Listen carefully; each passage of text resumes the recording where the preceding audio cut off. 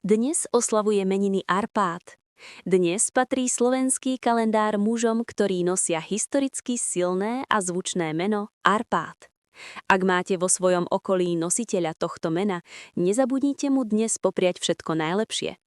Čo o tomto mene možno neviete? Pôvod a význam. Meno Arpád má maďarský pôvod a jeho korene siahajú hlboko do histórie. Odvodzuje sa od staromaďarského slova arpa, čo znamená jačmeň.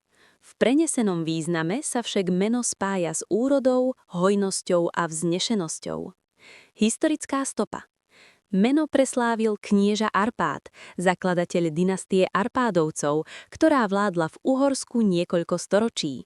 Je to meno vodcov a mužov, ktorí budovali dejiny nášho regiónu. Domácke podoby: Arpi, Arpádko, Arpino. Trocha čísel. Štatistiky na Slovensku. Počet nositeľov.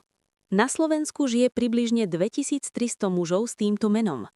Najčastejšie sa s ním stretneme v južných regiónoch Slovenska, kde má silnú tradíciu. Vekový priemer. Priemerný vek nositeľov mena Arpád je okolo 55 rokov.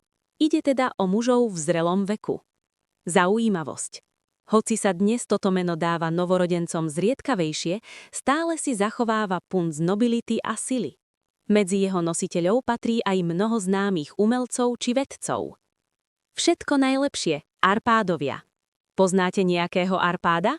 Označte ho v komentári a potešte ho dnešným pozdravom k meninám.